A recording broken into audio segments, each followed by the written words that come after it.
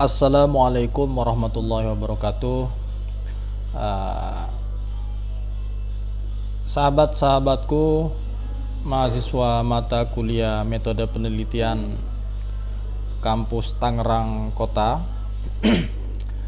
untuk membantu pemahaman kawan-kawan terkait modul 2, maka di sini saya ingin memberikan penjelasan tambahan di mana pada modul ini capaian pembelajaran yang ingin dipenuhi,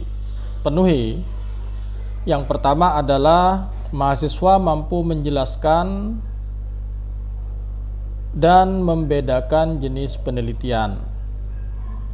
Kemudian yang kedua, mahasiswa mampu memahami langkah-langkah penelitian. Jadi dari dua capaian yang ingin kita capai bersama, maka melalui video ini saya ingin memberikan ilustrasi bagaimana capaian ini bisa terpenuhi dengan merujuk kepada salah satu skripsi kakak kelas kalian yang dia adalah mahasiswa bimbingan saya untuk skripsinya, yang bulan kemarin sudah mengikuti sidang dan alhamdulillah dia mendapat nilai A. Di samping itu, bagaimana cara mengolah data pada akhirnya nanti itu juga akan saya jelaskan melalui video ini, di mana ada yang harus dipahami oleh teman-teman bahwa pemahaman bab 1, bab 2, dan bab-bab seterusnya itu harus memiliki keterkaitan. Jadi poin penting dari materi ini ada pada halaman 6, di mana pada halaman 6 poin A itu dijelaskan tentang langkah-langkah penelitian. Jadi di sini disebutkan ada 10 langkah penelitian ini yang harus dipahami dan dikuasai oleh kawan-kawan sehingga kawan-kawan mampu membuat penelitian ilmiah yang baik dan dapat dipertanggungjawabkan keilmiahannya. Oke, yang pertama adalah identifikasi dan pemilihan rumusan masalah. Jadi identifikasi ini penting karena berdasarkan observasi teman-teman di lapangan, maka teman-teman mampu mengidentifikasi beberapa permasalahan yang kemudian permasalahan itu dijadikan dasar atau argumentasi bahwa penelitian yang dilakukan itu penting karena ada hal yang ingin dicapai, ada solusi yang ingin diberikan terkait masalah-masalah yang berhasil teman-teman identifikasi. Nah, jadi poin penting dari identifikasi ini adalah kawan-kawan menemukan masalah. Masalah adalah gap, jarak antara realita dengan seharusnya.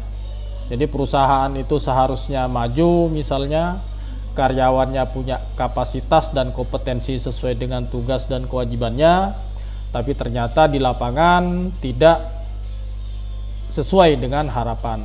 Maka itulah salah satu temuan berdasarkan identifikasi. Di mana identifikasi ini kita tuangkan? Nah, di sini saya akan berikan contoh bab 1 dari kakak kelas kalian, bahwa ketika menguraikan latar belakang penelitian, maka sebelum masuk ke judul, ya, sebelum masuk ke judul, jadi berdasarkan hasil observasi bla bla bla, itu teman-teman mampu memunculkan beberapa temuan-temuan, ya. Misalnya di sini peneliti melihat rendahnya partisipasi pemerintah, ya. Sehingga berdasarkan temuan inilah maka penulis akan melakukan penelitian dengan judul baru masuk ke judul.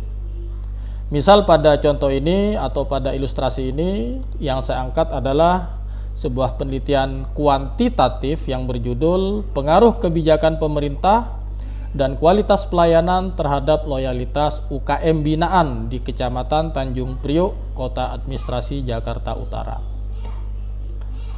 Kemudian setelah kita berhasil mengidentifikasi, maka kita harus merumuskan masalah. Jadi dari mana dasar perumusan masalah ini? Perumusan masalah dasarnya kembali kepada judul.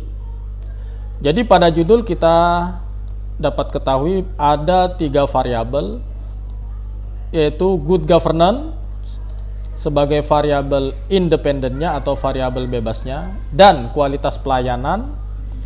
Berarti pada case ini ada 2 variabel bebas, sementara variabel terikatnya atau variabel dependennya adalah loyalitas, terhadap loyalitas. Maka perumusan masalah yang kita ambil adalah bagaimana atau seberapa besar pengaruh variabel independen ini terhadap variabel dependen. Sehingga bahasa dalam skripsi teman-teman akan muncul seperti berikut. Jadi berdasarkan latar belakang yang sudah dijelaskan tadi, ada identifikasi masalah yang dibuat secara pointers atau secara uraian, maka kita masuk ke perumusan masalah.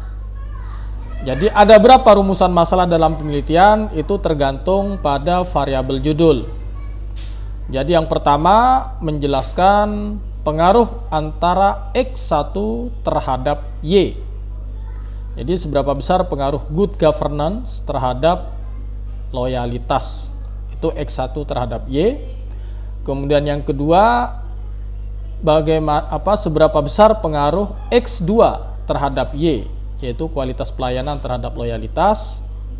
Kemudian yang ketiga adalah gabungan antara variabel X1 dan X2 terhadap Y, sehingga kalimat pada perumusan masalah atau kata lain dari perumusan masalah adalah pertanyaan penelitian adalah seberapa besar pengaruh good governance dan kualitas pelayanan secara simultan, artinya secara bersama-sama antara X1 dan X2 terhadap loyalitas terhadap Y. Jadi teman-teman, itu poin penting dari bab 1 sebenarnya. Poin pentingnya adalah menemukan masalah-masalah yang berhasil diidentifikasi berdasarkan hasil observasi kawan-kawan. Kemudian dari situ teman-teman merumuskan masalahnya. Dasar dari perumusan masalah kembali kepada bagaimana variabel yang ada pada judul penelitian. Kemudian berikutnya adalah penelaahan pustaka atau landasan teori. Kita tahu bahwa penelitian yang kita lakukan adalah penelitian ilmiah, maka ciri-ciri ilmiah adalah rasional, empiris, dan objektif. Sehingga statement yang kita keluarkan atau yang kita uraikan pada penelitian kita itu harus memenuhi rasionalitas berpikir, empiris sesuai dengan data dan fakta di lapangan, dan memiliki objektivitas yang tinggi. Oleh karenanya, maka penelitian kita harus diperkuat dengan landasan-landasan teori. Teori apa saja yang kita butuhkan? Kembali adalah teori sesuai dengan variabel pada penelitian kita. Yaitu kita butuh teori good governance, butuh teori kualitas pelayanan, dan butuh teori loyalitas. Jadi pada daftar pustaka, penelaahan pustaka atau landasan teori itu bisa kita tuangkan dalam bab 2. Jadi seperti pada contoh skripsi kakak kelas teman-teman yang sudah diujikan dan mendapat nilai A ini, maka dia melakukan analisis teori atau kajian literatur berangkat dari induk dari disiplin ilmu dia. Karena kita ini kuliah di STIAMI, Sekolah Tinggi Ilmu Administrasi, maka kita perlu memunculkan grand teori kita, yaitu ilmu administrasi. Kemudian kita masuk ke administrasi publik, karena yang bersangkutan ini adalah kekhususannya adalah prodi administrasi publik. Langsung masuk ke teori variabel X1-nya. Banyak sekali definisi yang perlu kita muat pada teori ini, baik itu menurut teoris atau pakar atau sumber-sumber yang ada di dalam negeri atau nasional maupun internasional. Pada akhir analisis teori kita perlu juga memunculkan indikator, ya. Jadi indikator dari good governance itu perlu kita munculkan. Karena apa? Indikator itu merupakan dasar nantinya untuk kita mendapatkan data primer, ya. Jadi setelah good governance di sini dituangkan teorinya, kemudian dia juga menjelaskan ada 5 karakteristik yang mencerminkan good governance itu bagus atau tidak. Itu kemudian kembali ke mahasiswa, konsep yang mana yang akan dia jadikan sebagai indikator. Misalnya dia merujuk kepada 9 indikator untuk mengukur good governance. Dasarnya adalah menurut UNDP. Jadi silakan. Jadi ini nanti akan menjadi dasar teman-teman membuat kuesioner. Kemudian dari landasan teori itu kita juga perlu membuat hipotesis. Hipotesis tujuan adalah kesimpulan sementara. Kembali lagi, dasar hipotesis seperti penjelasan di awal adalah judul, ya. Artinya kita beranggapan atau berasumsi bahwa good governance itu punya pengaruh terhadap loyalitas, di mana pembuktian benar tidaknya nanti ada di bab 4. Jadi kalau hipotesis tertuangnya di bab 2 akhir. Jadi setelah semua teori kalian tuangkan sesuai dengan variabel yang ada, ini variabel yang terakhir adalah kualitas pelayanan, maka di akhir uraian bab 2 itu teman-teman memunculkan kerangka pikir. Pertama, kerangka pikir adalah memunculkan variabel, 3 variabel yang kita teliti, berikut dimensinya, ya, kualitas pelayanan dan loyalitas. Karena nanti dengan kerangka pemikiran inilah teman-teman akan menguraikan masing-masing dimensi itu sebagai instrumen untuk memperoleh data primer, baik itu melalui kuesioner, angket, atau pertanyaan kepada responden. Kemudian di akhir uraian dari bab 3 itu hipotesis. Misalnya pada hipotesis penelitian ini menjelaskan, pertama, diduga terdapat pengaruh signifikan good governance atau X1 terhadap loyalitas UKM atau variabel Y-nya. Begitu juga diduga terdapat pengaruh X2 terhadap Y. Kemudian yang ketiga, diduga terdapat pengaruh X1 dan X2 secara simultan terhadap Y. Jadi saya kira tidak ada kesulitan untuk tahap 1, 2, dan 3 buat teman-teman dalam memahami dan mengimplementasikan pada penelitian teman-teman. Kemudian yang keempat, melakukan identifikasi, klasifikasi, dan penentuan definisi operasional variabel. Jadi pada bab 3 itu kita memunculkan operasional variabel. Jadi operasional variabel adalah teman-teman menguraikan variabel-variabel yang ada sesuai dengan penelitian. Pada contoh penjelasan ini adalah 3 variabel pada penelitian kuantitatif, maka kita mencoba melakukan definisi operasional variabel. Dengan apa? Misalnya bisa digabung dengan poin 5 ini, desain penelitian, ya. Desain penelitian. Definisi operasional variabel itu kita tuangkan pada bab 3. Jadi berangkat dari model penelitian, saya ulangi lagi, modelnya seperti ini, bagaimana X1 terhadap Y, X2 terhadap Y, X1 dan X2 secara bersama-sama terhadap Y. Maka tiap variabel dan indikator variabel tadi kita operasionalisasikan dalam bentuk tabel seperti berikut. Jadi misal pada variabel X1 good governance sudah dijelaskan bahwa salah satu dimensinya atau dimensi pertama adalah partisipasi.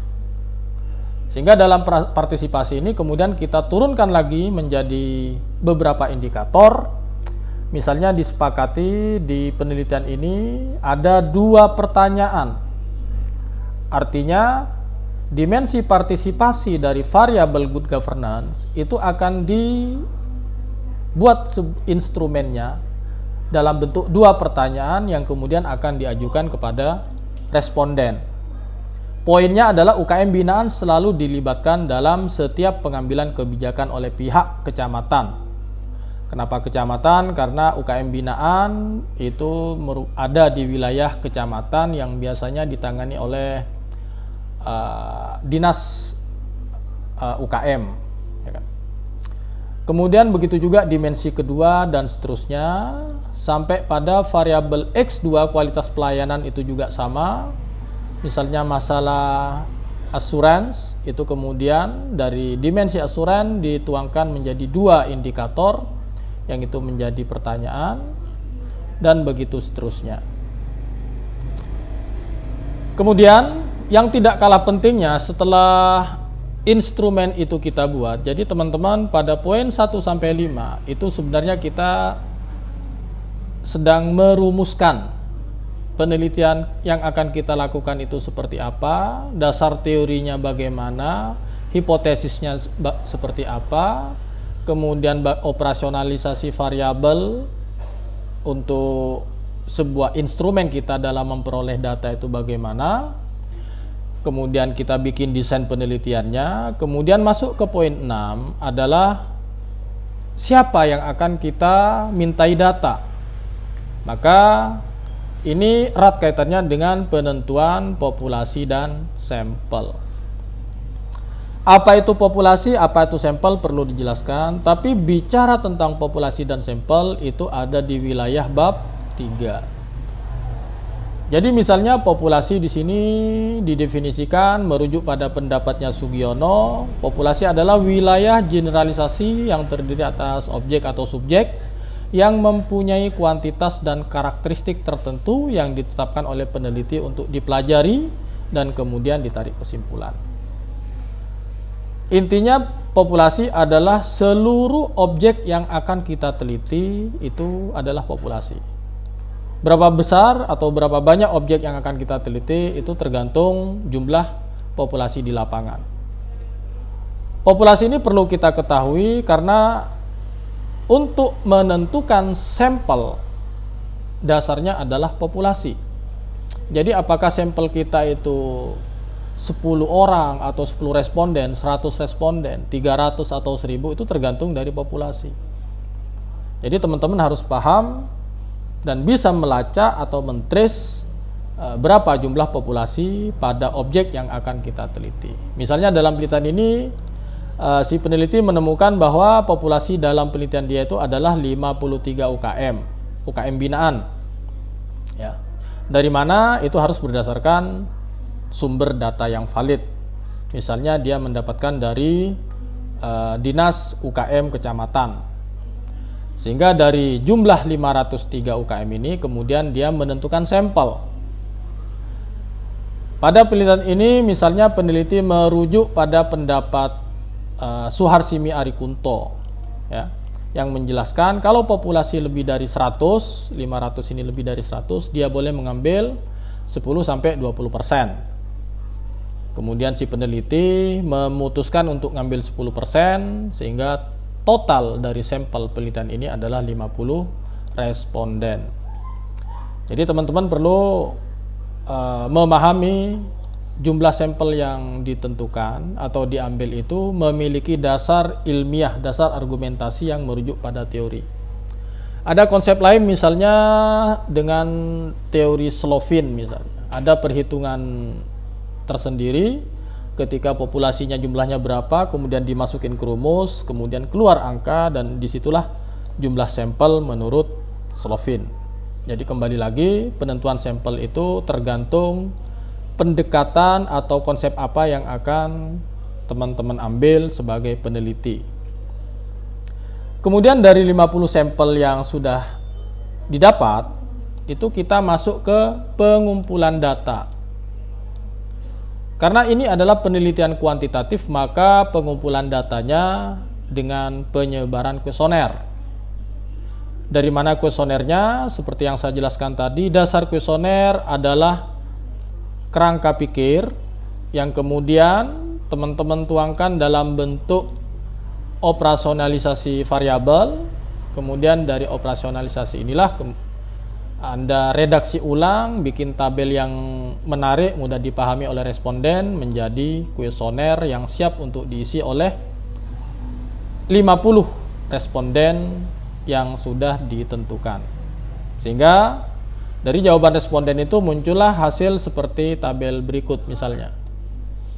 Jadi di sini ada tabel yang bisa dibuat di Excel, kemudian data itu di entry. Misal jumlah respondennya di sini adalah 50. Kemudian peneliti juga menentukan data tambahan yaitu berupa umur, jenis kelamin, lama usaha dan kepemilikan.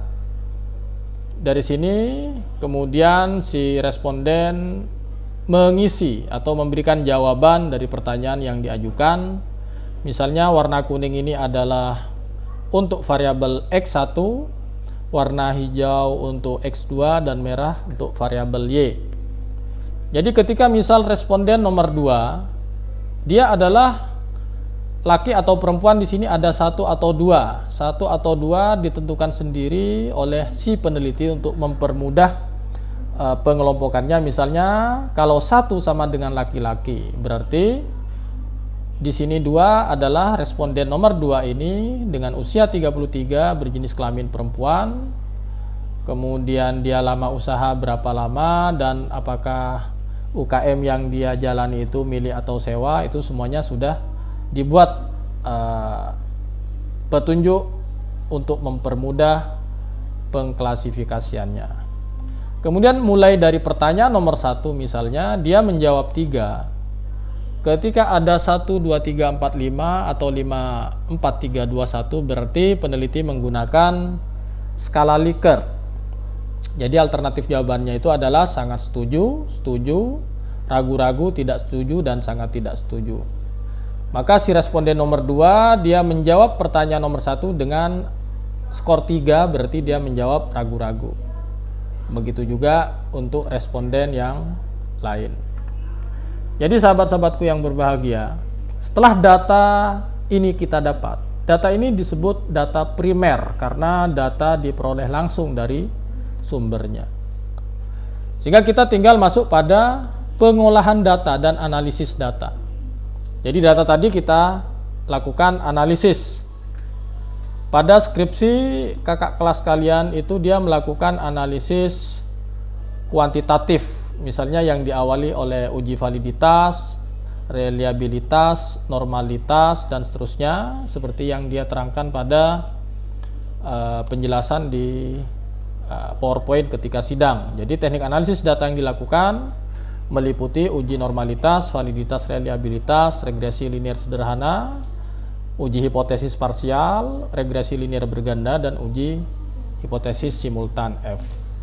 Jadi kemudian dia hasil analisisnya seperti ini yang mungkin nanti akan saya sampaikan pada kuliah-kuliah selanjutnya.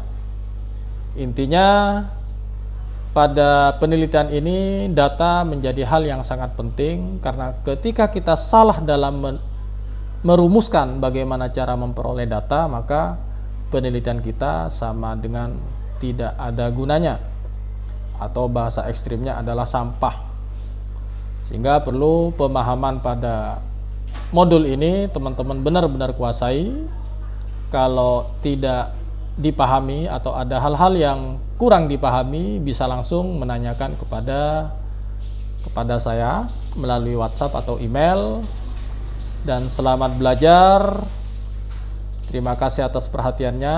Wassalamualaikum warahmatullahi wabarakatuh.